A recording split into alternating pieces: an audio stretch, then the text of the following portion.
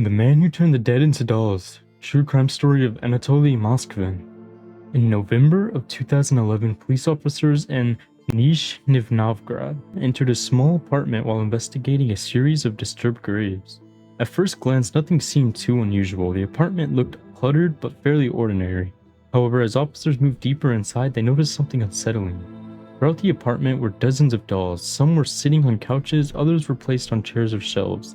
They were dressed in colorful clothing, scarves, and stockings, but something about them didn't feel right. When investigators looked closer, they made a horrifying discovery. They weren't dolls at all. They were the preserved remains of young girls taken from the cemetery.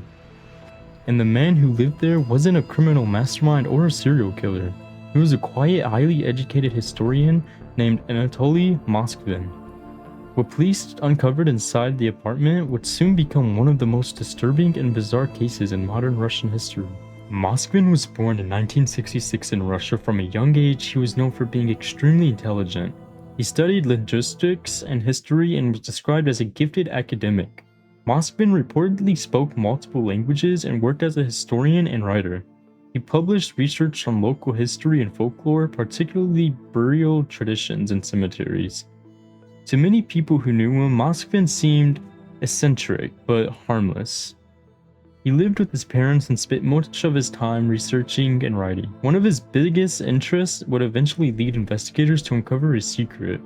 Moskvin had an intense fascination with cemeteries. For years, Moskvin spent countless hours walking through graveyards across Russia. According to reports, he had visited hundreds of cemeteries and walked thousands of miles, documenting graves and studying burial practices.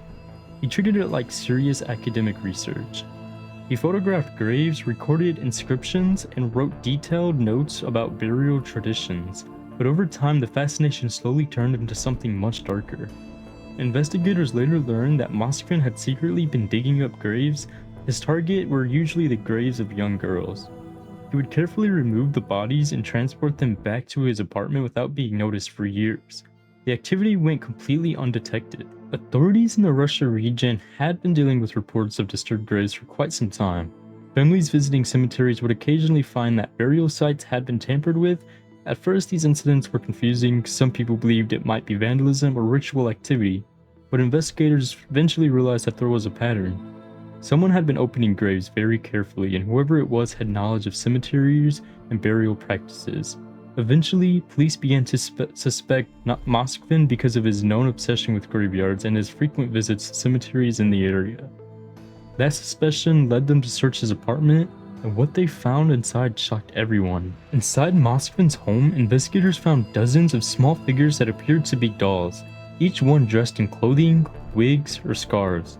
Some even had makeup on their face. But forensic examination revealed the disturbing truth. The figures were actually human remains.